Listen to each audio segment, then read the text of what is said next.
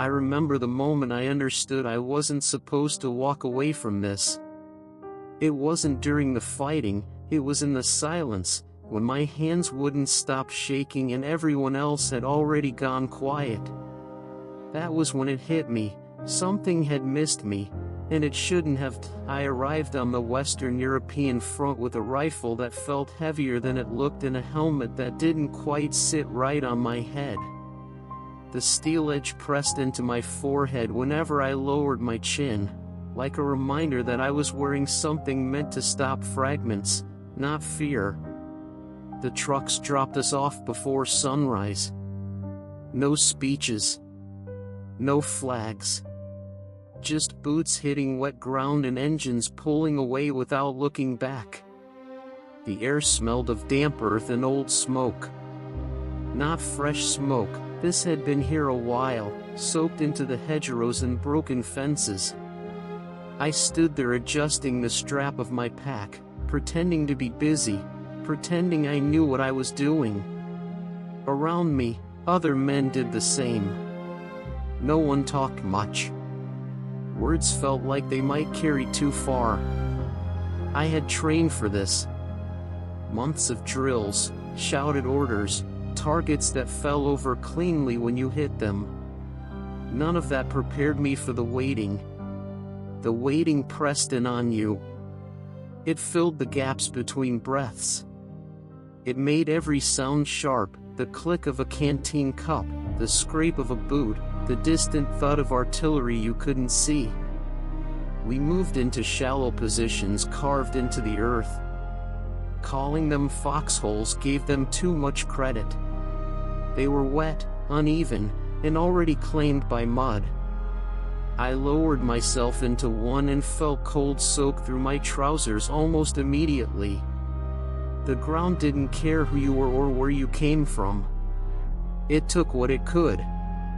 Somewhere to the left, a man kept clearing his throat. Over and over. Not loud enough to draw attention, but often enough that I noticed. I didn't look at him. I focused on my hands instead, on the way my fingers rubbed dirt into the worn wood of my rifle stock. The metal was cold, even through my gloves. Time stretched. The sky lightened a shade at a time. No one told us what hour it was. That didn't matter anymore. What mattered was the space in front of us, the low fields, the hedges, the quiet that felt temporary. I tried to remember my life before this, but it came back in pieces that didn't fit together. A kitchen table. A door closing. The sound of a radio. None of it belonged here. Orders came quietly, passed from mouth to ear. Hold. Watch. Don't waste ammunition. I nodded when they reached me, even though no one was watching my face. My mouth was dry. I took a sip from my canteen and tasted metal and rubber. It stayed with me. The first hours passed without incident, which somehow made things worse. My thoughts wandered to places I didn't want them to go. I kept checking the same patch of ground, as if something might appear just because I'd looked away for too long. Every shadow felt intentional. Every sound felt aimed. I learned quickly that fear doesn't announce itself. It settles in quietly, like the cold. You notice it later, when your muscles won't relax and your jaw aches from being clenched too long. I told myself this was normal. Everyone felt this way. That thought didn't help much. By the time the sun was fully up, I realized something else. Whatever was coming, it wasn't going to be quick. This place had been waiting for us long before we arrived. And now it was our turn to wait, pressed into the earth, listening to a front line that hadn't spoken yet, but would. The first sound didn't come from where I expected. It wasn't in front of us. It rolled in from somewhere far off, low and distant, like thunder that had learned to repeat itself. The ground responded before I did, fine dirt sliding down the sides of the hole, pebbles tapping against my helmet. No one said anything. We didn't need to. The waiting had changed shape. Orders moved faster now. Short gestures. A hand raised, then down. I shifted my position, knees sinking deeper into the mud. The strap of my helmet rubbed the side of my jaw raw. I loosened it, then tightened it again, unsure which felt worse. Somewhere behind us, artillery answered. The sound was heavier, closer. It pressed against my chest and stayed there. When the firing started for real, it didn't feel like a beginning. It felt like something tearing open. The air cracked. The hedgerow ahead of us shuddered as rounds snapped through branches and leaves. I brought my rifle up without thinking, sighting on movement I couldn't quite define. Smoke drifted in uneven sheets, carried low by the damp air. It made everything flat, colorless. Men shouted, but the words blurred together. I remember dropping to one knee, then lower, trying to make myself smaller. The rifle kicked against my shoulder when I fired. The sound was sharp, too loud, and immediately swallowed by everything else. I worked the bolt because my hands knew how, not because I was thinking about it. The motions felt separate from me, like they belonged to someone else. The ground around us came apart in short, violent bursts. Dirt sprayed up, warm and wet against my face. I tasted it. My mouth filled with grit. I wiped my eyes with the back of my glove and smeared mud across my cheek. Somewhere nearby, a man yelled once, just once, and then didn't make any more noise. I didn't look toward him. I couldn't afford to. Time stopped behaving the way it should. Moments stretched, then collapsed into each other. I remember crawling forward a few feet, then realizing I didn't remember deciding to move. My elbows burned. The fabric of my sleeves darkened with moisture and soil.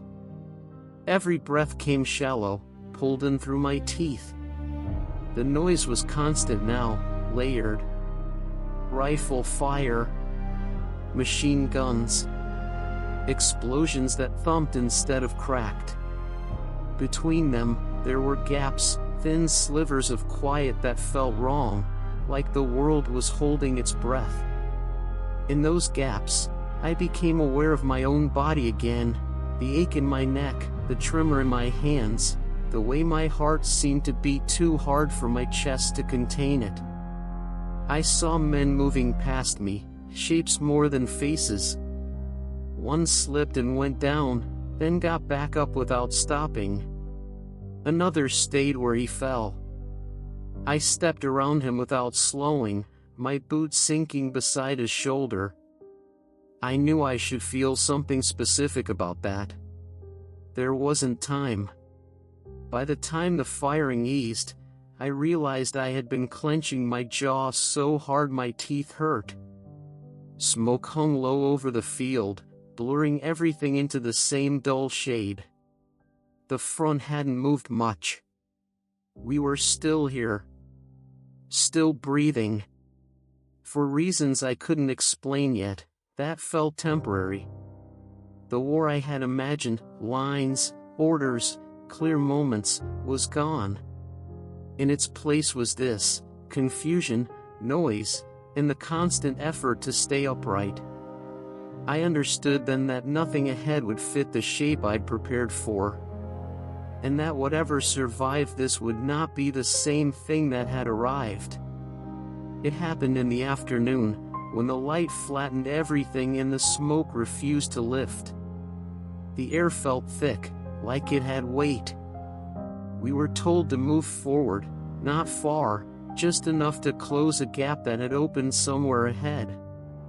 No explanations. Just a direction and a hand motion that meant now. I climbed out of the shallow cover and felt exposed immediately. Standing made me feel taller than I had any right to be. The field ahead looked empty, but I knew better by then. Empty never meant safe. My boots pulled at the mud as I moved, each step slower than it should have been. The first explosion landed close enough to knock the breath out of me. I went down hard, chest slamming into the ground. For a second, there was nothing but a high ringing sound, thin and sharp. I tasted blood where my teeth had cut the inside of my cheek. Dirt pressed against my face, cool and damp. I stayed there longer than I meant to, afraid that moving would invite another hit. When I pushed myself up, the field had changed. Craters broke the surface where there had been grass before. Smoke rose in uneven columns. Shapes moved at the edges of my vision.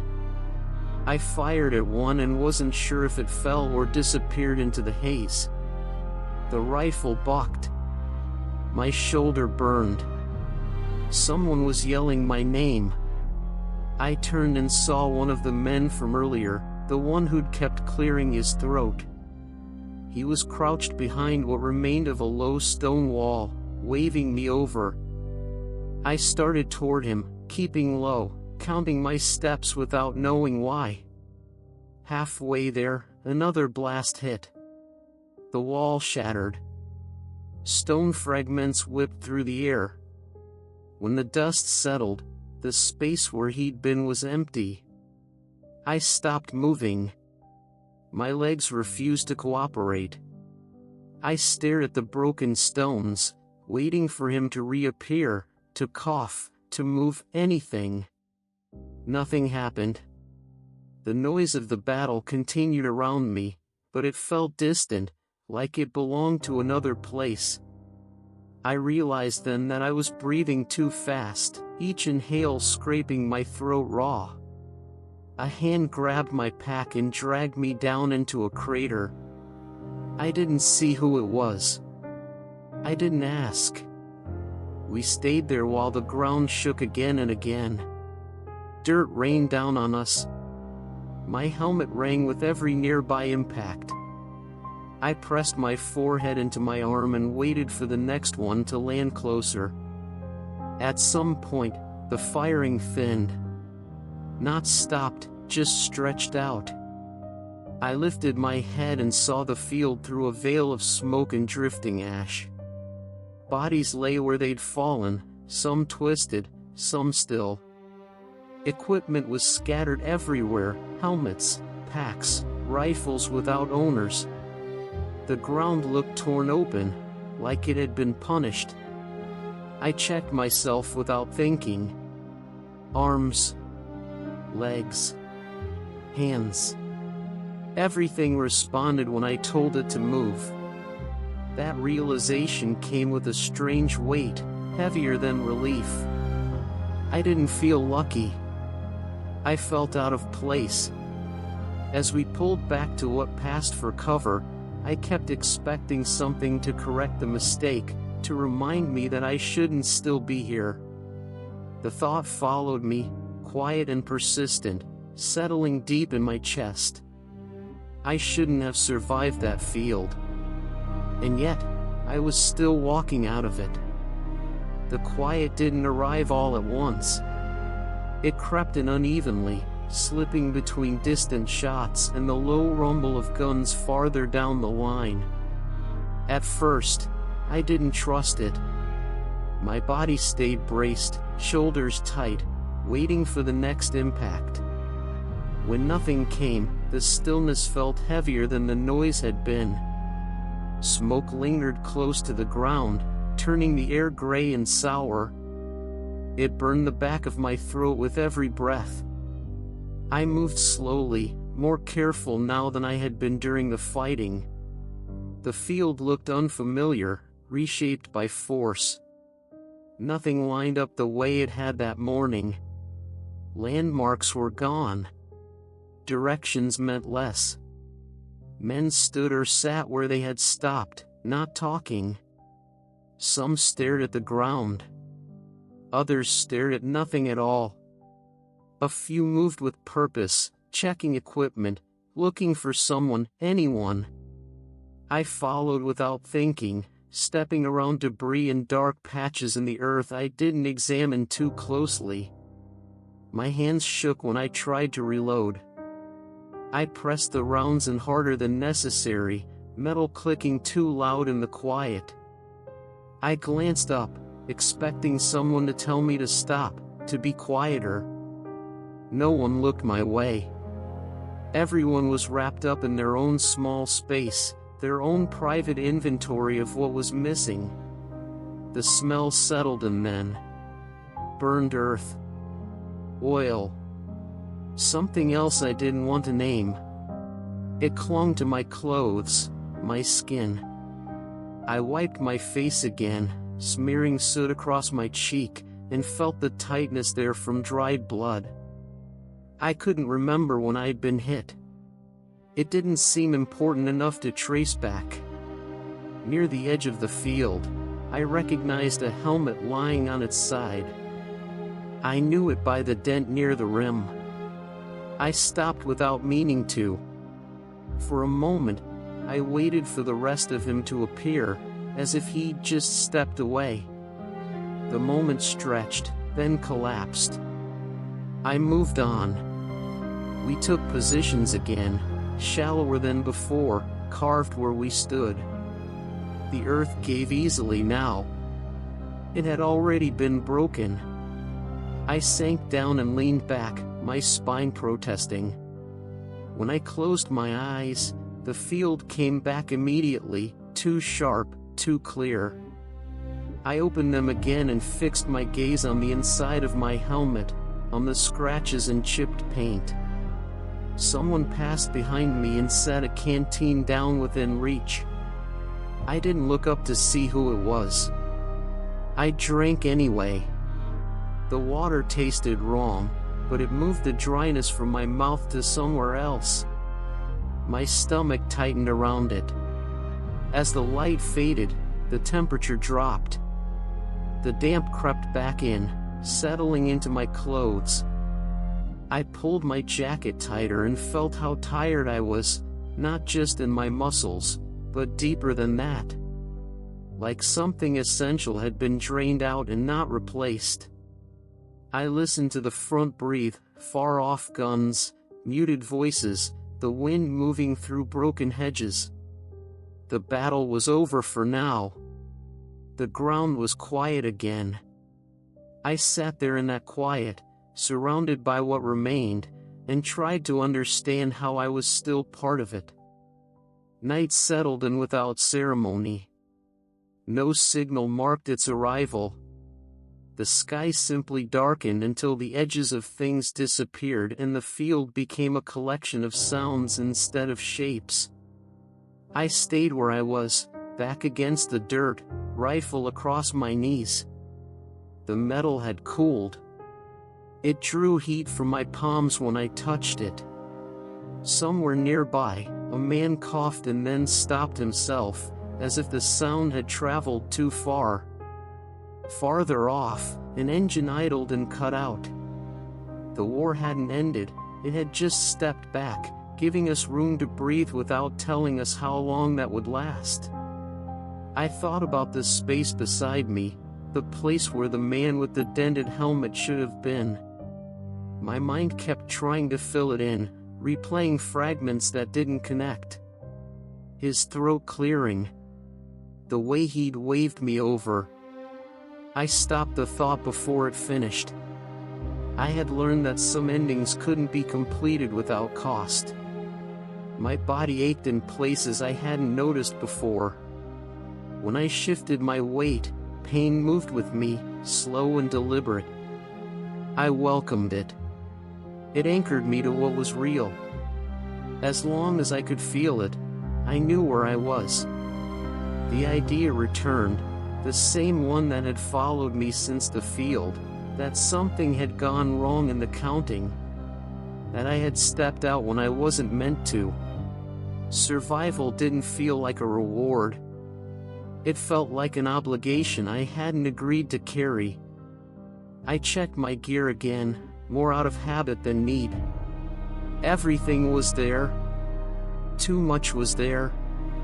Around me, others did the same, quiet silhouettes in the dark. We avoided each other's eyes. Not out of shame, out of understanding. Each of us was measuring what we still had against what we'd lost, and the balance didn't make sense. The guns stayed quiet. The front held. Somewhere beyond the darkness, more fighting waited, but it wasn't part of this moment. This moment belonged to the aftermath, the space where you realized the world hadn't ended, even if something inside you had shifted beyond repair. I lay back and looked up at the narrow strip of sky visible above the hedgerow. Clouds moved slowly, indifferent. I tried to remember what I'd been before this place, before the waiting and the noise and the field that should have kept me. The memory felt thin, like a photograph left too long in the sun. Eventually, I closed my eyes. Not to sleep, just to rest them. The ground was cold beneath me. The smell of smoke lingered in my clothes. My hands finally stopped shaking. I was still here. And I knew, with a certainty that settled deep and stayed there, that I shouldn't have been.